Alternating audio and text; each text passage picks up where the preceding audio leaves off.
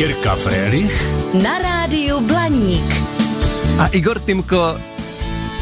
Dobré ránko. Vlastně dopoledne už, kde bereš tu veselou náladu stále? Kolega Pepa, tvoj mi spravil tak fantastickú kávu, že proste človek vysmiatý od ucha po ucho. Tak super, pokud máte dotazy na Igora Timka, tak 600 318 118 pište SMSky. Nedělní návštěva Rádia Blaník. Hned na úvod písnička Žili. Tady jsem si vybavil náš poslední rozhovor. Tam jsme skončili u toho, že se nahrávala ta písnička ve studiu někde časně ráno. Áno. Nevyčištěné zuby nebo vyčištěné, teď nevím, ale úplně ten první hlas bez snídaně, bez kafe. Zuby boli vyčistené, to máme od malička, funguje to na úsmeve to vidieť, ale bolo to úplne ráno, lebo ja som chcel mať taký ten hlas, taký, že a nešlo to ešte, lebo som bol taký mladý, nevyskákaný, nevyspievaný, takže sme si to nahradili toho Žána Gabéna proste tým raným stávaním, takže asi o 8:30 bolo a blízko pusa na mikrofón a od januára. Tak dneska už je to samozrejme legendárna pesnička, ale tak človek si musí vedieť pomôcť, to je v pohode. A nevadí po tolika letech, že ta rádia stále tu písničku hrají, není oposlouchaná hlavně pro tebe? Ja som šťastný, že ako vaša Patedl Nebohy hovorí, každá kapela potrebuje mať otvárák a vy ich máte niekoľko. Takže čo by za to iní dali, keby také žily mali? Nedělní návštěva Rádia Blaník. A víš, co mě zaujalo, Igore? 8 let jsme čekali na nové album, dočkali jsme se před Vánoci. Možná záměrně před Vánoci, že ne? Vianoce sú úplne bežná zážitosť každý rok, takže áno, nie je s tým problém, ale je to načasované aj kvôli Vianociam, ale aj kvôli tomu, že o chvíľučku štartujeme turné, takže jednoducho je to načasované tak, aby to fungovalo, aby sa o tom hovorilo. No a tých 8 rokov, keď hovoríš, tak ono to vyzerá tak, že by sme 8 rokov nič nerobili, čo nie je pravda, lebo my sme veľmi činorodá kapela, ale ten posledný dlhohrajúci album skutočne bol v roku 2015. Bol sa S láskou, sa volal, a odtedy teda sa o toho udialo veľa. Autorsky sme písali, ja neviem, pre Karla Gotta, pesnička Kto dokáže, alebo sme napísali titulnú pieseň pre film Poslední aristokratka, I prokletí môže byť šťastí, alebo sme napísali pieseň dnes už snáď legendárnu pre Terezu Maškovú O nás dvou, potom k 100. výročiu Československá Žianek Žid, takže bolo toho veľa. Ale je pravda, že ten kompaktný album na seba musel trošku počkať. Jednak je to tým, že už kapela None má tých 27 rokov kariéry za sebou a nemusíme sa úplne náhliť a sekať tie pesničky každý rok albumy. A druhá vec, my sami sme si vydavatelia už 10 rokov, takže keď si sám sebe pánom, tak sa úplne až neponáhľaš. A stále si udržujeme tých 100 koncertov ročne, tú frekvenciu, takže to je gro, aby si hral. A samozrejme, že tých piesní ľudia chcú počuť Ty a tvoja sestra, chcú počuť Nánaná, chcú počuť Žili, takže momentálne máme tých hitov, chvála Bohu, klopem toľko, že sa hádame, čo nehrať. Jo? Niekedy to bolo, mali sme jednu pesničku, Ty a tvoja sestra, že kedy ju zahráme? Zahráme ju na úvod, všetci odídu. Zahráme ju nakoniec, budú všetci nervózni. Ale dneska už je tých hitov, chvála Bohu, toľko, že je to v podstate jedno, čo hráš. Bez čeho nesmí chybět koncert? Je to Ty a tvoja sestra, ano, Žili? Dobre hovoríš. Žili, stalo sa párkrát, Jirko, že sme Žili nehrali a nikomu to nechýbalo. Ale keby sme nehrali Ty a tvoja sestra, to si viem predstaviť, že by to bol asi prúser. To je pravda. Tak na tom albu už několik měsíců můžeme slyšet, je taky písnička Elity. Občas takhle v rádích slyšíme Elity. Je to taková ta hitovka number one? No, ja si myslím, že ťažko hovoriť o tom, čo je ako keby hitovka, tamto kritérium, čo je hit. Je možno to, že to počuješ z každej strany, z každej ledničky, sme sa to teraz bavili pre chvíľkou s kolegynkou, že áno, že dáme tomu pesnička Hory, ide z každej chladničky, predtým išla kapela Žili, alebo tak. Takže je to ťažko povedať, ako vzniká hit a čím sa ten hit hitom stáva. Ale keď zaspievaš do éteru Chýbajú nám elity, tak je to tak nezameniteľný slogan, že tá pesnička vlastne je hitom úplne, že takto, že na lusk. A otázka je, ktoré rádio to hrať bude. Ale tá pesnička už má rok a pol vlastne za sebou svojho života a už je pevnou súčasťou repertoáru None. Takže už hitovka je. No určitě ten text není jednoduchý. Zaujme v této době kde koho? To je to kritérium, že tá pieseň, keď ťa nezaujme alebo nevyruší pri žehlení alebo pri milovaní alebo šoferovaní, tak je to zbytočne tých 3,5 minúty. Ja tvrdím. Čiže keď mladí muzikanti počúvajú nejaký tento rozhovor, tak vám odkazujem tak úplne akože slušne, že keď nemáte čo svetu povedať, tak za ten klavír ani nesadajte, lebo jednoducho ten svet potom tú pesničku ako došlo, tak odišlo. Jednoducho nebude akceptovať, alebo to len prejde ako jedna z mnohých piesní, čo je škoda. Chybí nám elity? No jasné, každý deň. Tak teraz v tomto štúdiu asi ne úplne, ale ale skôr si myslím, že je podstatné byť na seba svoje okolie náročný. Keď učíš na škole, tak tým žiakom nič zadarmo nedávaj. Keď máš doma decka, tak ich proste šíbaj, koľko to ide, med a bič. Aj s láskou síce, ale aj s povinnosťami, lebo jednoducho budujeme ďalšiu generáciu. No tak ja tak s láskou hovorím, keď vidím spolužiakov mojich detí, to sú 17-roční, 15-roční ľudia, hovorím, aha, že by išlo budúcnosť slovenského HDP a o chvíľku, ujo, čo je to HDP? Hovorím, no tak tu sme dopadli. Nedělní návštěva Rádia Blaník. Igor Timko s námi teď živě ve studiu. Jak jsem poslouchal Elity, to je takové taneční, že na to od No Name tedy úplně nejsem zvyklý. Tak si zvykneš. Ono je to aj tým, že mali sme krásnu spoluprácu s Honzom Uchovem, koho sme zavolali, aby teda mohol s nami trošku kooperovať, tak má tam tiež svoj teda prínos a myslím si, že to je tak kombinácia niečo jeho, niečo nás. Navyše toto už je pieseň, kedy vstupil medzi nás nový basák, Pali Akap, a je veľmi tiež kreatívny so svojím bráchom, ako keby štúdiovým producentom. Takže taká kombinácia. Pre nás to bol zmena basáka, nový vietor do tej kapely a jednoducho sa to ukázalo a vidíš, už sám ako teda znalec tej českej muziky máš pocit, že je to niečo nové a ja si myslím, že nie je nič lepšie po 25 rokoch, keď niekto povie, že toto je niečo nové v tom hudobnom. Takže my sme na to spokojní, radi a hula hop, tvoriť ďalej. Roztančená písnička Elity na tom albu a to, co mě dál zarazilo, ale příjemně. To je ten duet vánoční s Božidarou Turzonovou, slovenskou herečkou. A já pustím ukázku teda, aby posluchači taky věděli. Nech Vianoce plné sú lásky a nádeje, sme tu len na chvíľu, kam sa kto podeje. Netuším deň, kedy mení sa na noc, no jedno viem, je tu čas Vianoc. Zrazu sa celý svet zastaví, každý rok inak a predsa deja vu. Iba raz v roku, v jedinej chvíli, odpustiť dá sa, že človek sa mýli. Zase nádherný text a zase úplně o něčem jiném na stejném albu. Môžeme mi za to, že sme takí dobrí. Tak je to lichotivé, čo hovoríš, to sa ťažko spracováva.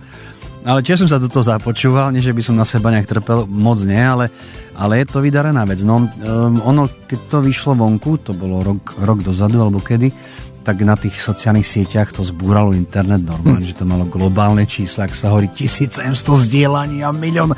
Úplne brutál. Keď som sa pýtal potom jednej režisérky Katky Ďurovičovej na Slovensku, ktorá režirovala k tomu klip, že ako je to možné, že vlastne Božidara Turzonová nemala duet s nejakou proste tou Ačkovou kapelou, tak ona povedala, že Božidara Turzonová je tak čistá osobnosť, že si musela počkať na to, kedy po ňom šáhli kapela No Name. Tak to bolo veľmi lichotivé. No a skrze tým, že sme s pani profesorkou Turzonovou v kontakte, 2 dní dozadu sme si volali a pozvala nás do divadla, kde v Košickom národnom divadle bude hrať 12. února, tak sme tam kúpili 6-8 lístkov a všetci tam Timkovci idú na ňu pozrieť, takže je to úplne andílek tá žena. Navyše nám dosť držala teda ochranné krídla nad nami, keď sme študovali na vysokej škole, lebo nebyť jej a manžela Jozefa Adamoviča, tak úplne tú školu asi nedoštudujeme, ale bola to veľa vážená pani dekanka, no tak je to jedna z málo vzdelaných ľudí, ktorí sú profesori vo svojej kategórii, vo svojej sfére. Takže keď ona ti povie, že teda áno, tá pesnička sa mi páči, idem do toho, no tak to je, keby si dostal Grammy. Tak, mimochodem, kdyby posluchači nevěděli, tato herečka Božidara Turzonová si zahrála také jako představitelka zpěvačky Emmy Destinové ve filmu Božská Emma. A také Bouřlivé víno, to známe. Áno, tak ona hrala veľa toho, ona je jedna z najvyťaženejších dám tej hereckej profesie a skutočne v jej kategórii sú ľudia ako pani Bohdalová, Zdena Studenková, Mileva Šáriová, proste to sú tieto šupy, tieto úderky, ktoré sú tu, verím, že na furt. Nedělní návštěva Rádia Blaník. Tak Igore, 90. Ja som počúval ocka a mamku v tom čase. A toto, čo počúvali oni, Tak otec bol muzikant, otec hral 20 rokov svadby zábavy, tam sa to asi zvrtlo, takže otec prišiel domov s kazetofónom a just the way a všetky tie fonetické prepisy anglického jazyka, čiže od Steva Andrála až po Petra Jandu z Olympiku, po Pala Haberu. A je také sranda, že keď teda ho vyhodili z práce a nemali sme čo do úst, myslím to reálne, tak hovorí, a dávaj banda, ideme v ústrety tomu životu. Nás sme hrali svadby zábavy my, 4 roky ako bratia, keby to nebolo premlčané, tak bubeník Ivan, ktorý má dneska 41 rokov, tak hral svadby do rána bieleho, keď mal 12, človeč, že do rána to búchal. No a potom, keď tak stretneš Pala Haberu, alebo Petra Jandu, alebo Joža Ráža, po tých rokoch 10-15 máš na seba telefónne číslo a pozráš na neho a hovorí, ja som hral o 3:30 nad ránom na východnom Slovensku. Keď sa vám raz baba tiež zblázni. A dneska sa s Haberom bavíš, že kto má aké hitovky. No tak je to také živý dôkaz toho, že treba ísť za svojím snom, za svojím cieľom a aj tá zábavová kapela sa dokáže prepracovať do tej prvej ligy. No ale to je taková jedna na sviete. Dobre, no tak hlavne, že sme to my, no ostatné nás moc nebere. Tak já jsem byl ke konci minulého roku v Lucerně na skvělém koncertě a tam jsem tě potkal, aniž bych tušil, a taky malá ukázka, jestli pak poznáš, co to bylo. Jediné, čo na tebe si cení, moja sestra, kvôli nej zmeníš. Ja viem, že kvôli tebe vymyslel som ráno.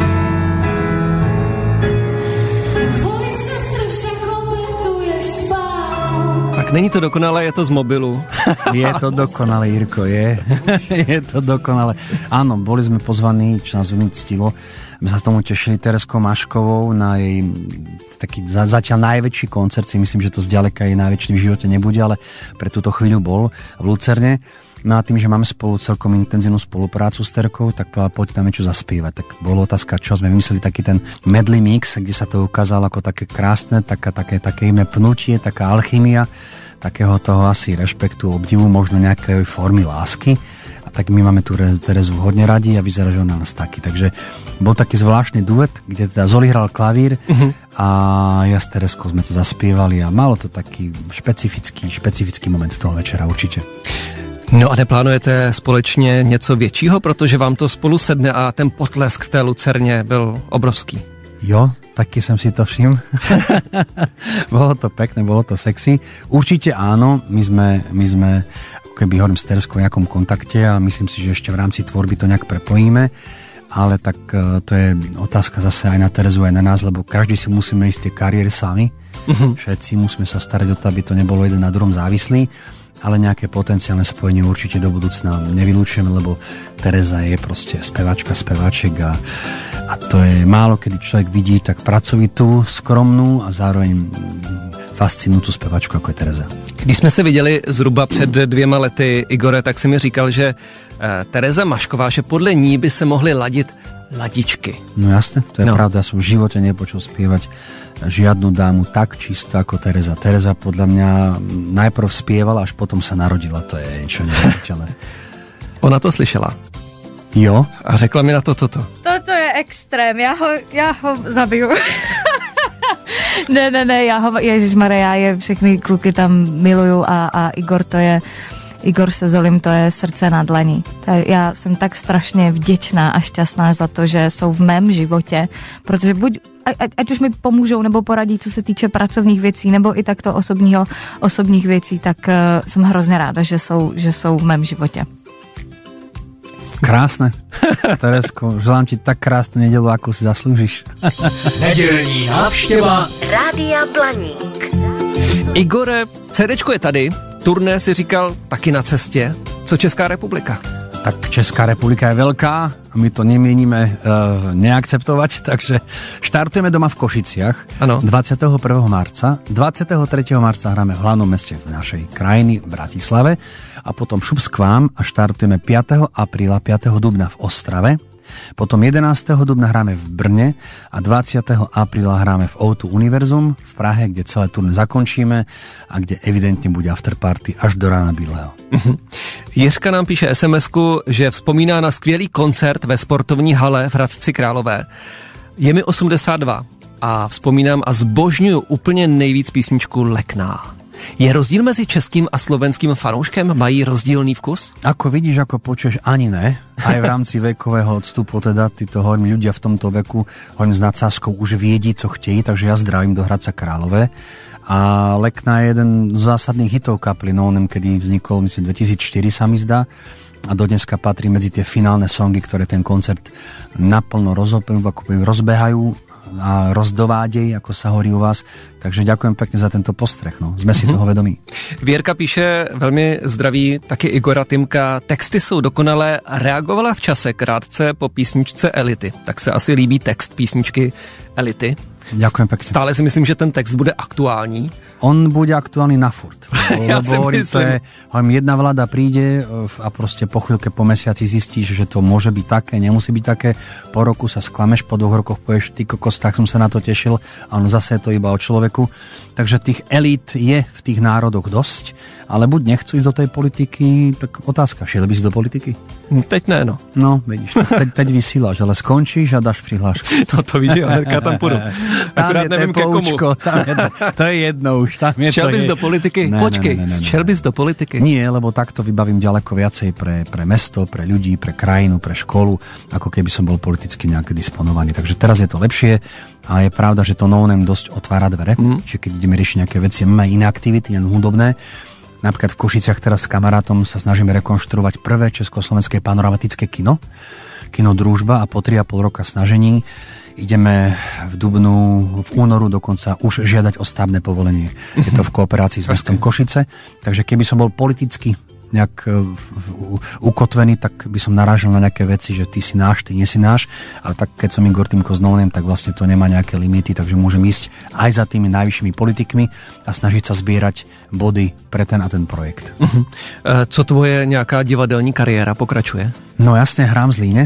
Hrám stále? Jo, tak už je to koľko je to, jaký rok. A vlastne strašne sa mi tam páči, ľudia sú veľmi milí, ten Zlín sa na nič nehrá, ako sa hovorí z pohľadu Zlína, Pán Boh vysoko a Praha daleko. Takže úplne perfektné a sú strašne zlatí tí ľudia, či diváci, kolektív úplne perfektný, takže som rád za tú možnosť a keď máte pocit, že do Zlína je daleko, není daleko. My sme ešte 2 dní dozadu boli v Košiciach a zajtra budeme tam zase. Takže volá sa to Ženy na pokraji nervového zhroucení a či to hrám už ja alebo Radovan Král, sa alternujeme, tak si to príďte pozrieť. Je to fajn, je to muzikál a je to veľmi vtipné. A taky už se přiblíží Konopiště 25. května. Igor Tymko tam s námi bude s celou kapelou No Name a je vyprodáno. Tak ako inak. Už teď? Teším sa, tak je to 25. května a 25. výročie. Ano. Tak to je... Kto tam nebude, ako keby nežil. Přesně tak. Skončíme turné a ideme za vami, sľubujem. Co tam budeme hrát? Klasiku?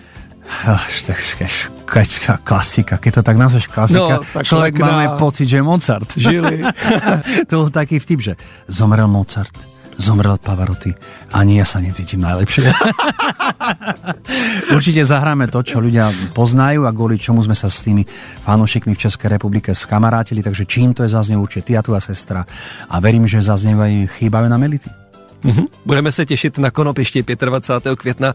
Igore, díky, že jsi byl naší návštěvou, ono nám to uteklo. Neskutečne. Keď je o čom, tak to uteče furt. Ja ďakujem za celý servis, kávu, koláčiky, vodu, proste vrať sa do Blaníka, vraciam a ďakujem za prístor. Nedělní návštěva Rádia Blaník.